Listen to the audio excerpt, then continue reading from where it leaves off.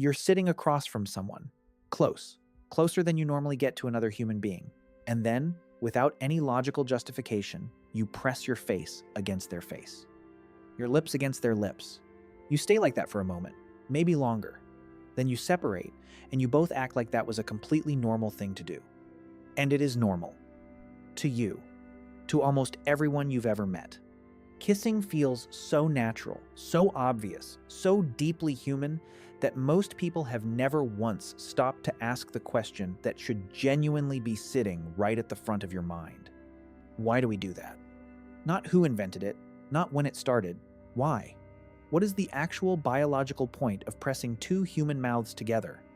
Because if you strip away the romance, the cultural context, the entire Hollywood apparatus that has trained you to associate kissing with love and connection and meaningful moments, what you're left with is two people sharing saliva, bacteria, and respiratory particles at extremely close range. That sounds less like intimacy and more like a public health concern. And yet here we are, kissing at weddings, kissing to say hello, kissing to say goodbye, kissing to say I love you, I want you, I missed you, I'm sorry, it's okay.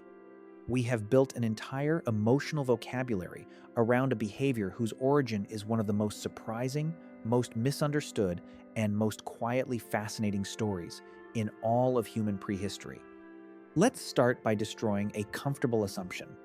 Most people assume kissing is universal, that it's one of those behaviors, like laughing or crying, that spans all cultures and all times because it's simply what humans do when they feel something for each other.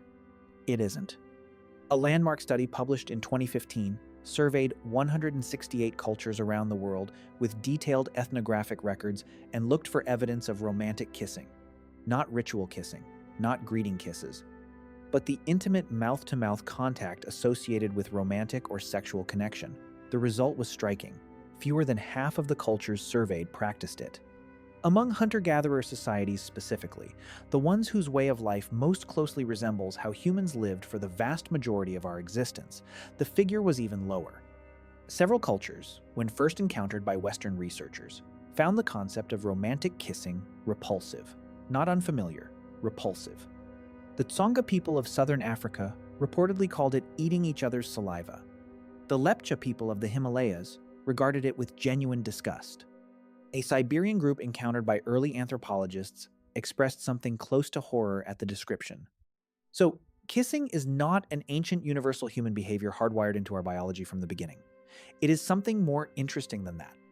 It is a behavior with real biological roots that got amplified, refined, and spread through culture in ways that make its origin genuinely difficult to trace.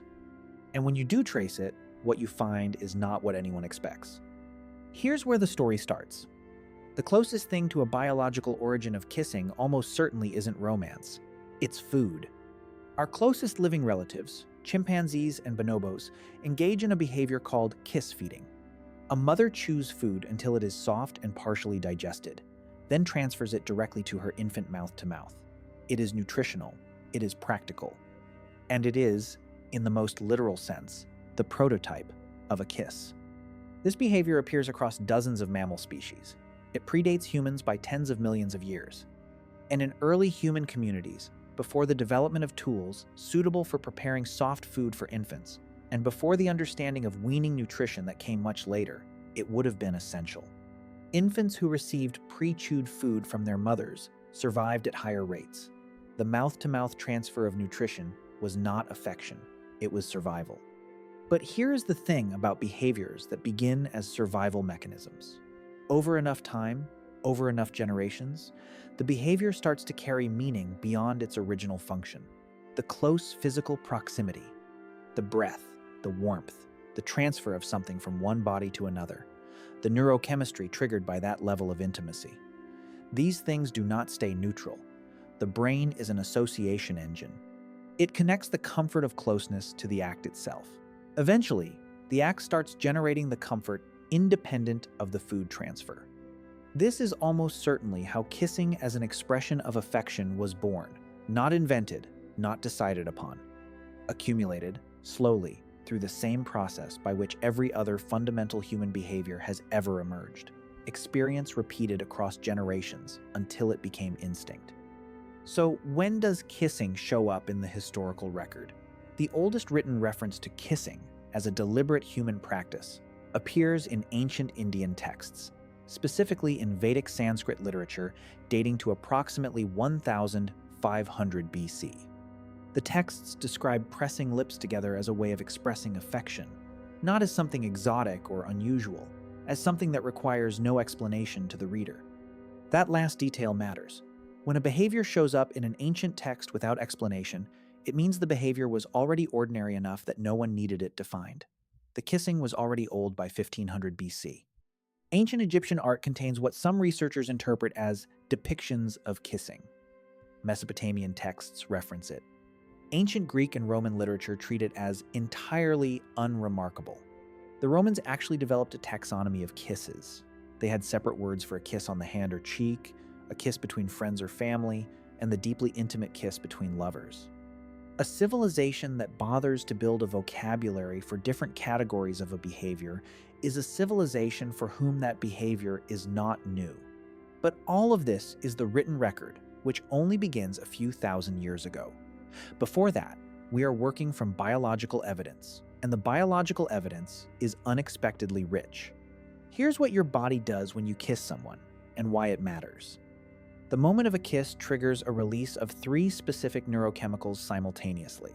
Oxytocin, the bonding hormone, which deepens attachment and builds trust. Dopamine, the reward chemical, which creates pleasure and motivation to repeat the behavior. And serotonin, which stabilizes mood and produces feelings of well-being. This is not a coincidence. This is not your brain being poetic. This is your brain treating a kiss as a significant social and biological event worthy of a full chemical response. Your nervous system does not do this for things that don't matter. It does it for things that have historically determined your survival and your reproductive success. And there is more happening in a kiss than neurochemistry. There is immunology. Humans carry in their DNA something called the major histocompatibility complex, or MHC. It is a set of genes involved in immune function. Research has shown consistently that humans are unconsciously attracted to the scent of people whose MHC profile is significantly different from their own. Genetic diversity in immune function produces healthier offspring. Your body knows this at a level far below conscious thought, and it is constantly running this assessment on the people around you. At the distance of a kiss, information is transferred through breath, through skin, through the chemical signals present in saliva. Researchers believe kissing may function partly as a biological compatibility test, an unconscious immune system evaluation running beneath the surface of what feels like nothing more than attraction. You think you are falling in love. Your MHC is running a compatibility scan. And here is the piece that changes everything. If kissing carries genuine biological information that helps humans assess compatibility and bond with partners, then the behavior would have survival value. And if it has survival value, it can be selected for. Natural selection doesn't care whether a behavior is romantic. It only cares whether the behavior helps organisms survive and reproduce. Kissing, with its neurochemical cascade and its immunological information exchange, potentially does both. This doesn't mean kissing is genetically programmed in the way breathing is. The cultural variation across societies makes it clear that it is not. But it may mean that humans carry an underlying biological readiness for this kind of close physical contact and chemical exchange, a readiness that different cultures have expressed in different ways, and that some have developed into the specific ritual of lip contact, while others have expressed through different forms of proximity and breath sharing. The behavior is cultural. The underlying biology it draws on may be ancient, almost beyond imagination. When did ancient humans start kissing? The honest answer is that the behavior as we recognize it is probably a few thousand years old in its most widespread form. But the biology underneath it, the neurochemistry, the immunological signaling, the attachment mechanics that kissing activates, those systems are evolutionary. They predate us as a species. The kiss itself may be new. What it does to us is ancient. And next time you kiss someone and feel something shift in the room, something settle between you that didn't exist a second before, That is not a cultural invention. That is millions of years of evolution doing exactly what it was designed to do, building connection between two people, one breath at a time. What about you? Is kissing something you think humans invented or something we were always going to arrive at? Let me know in the comments. Until then, see you soon.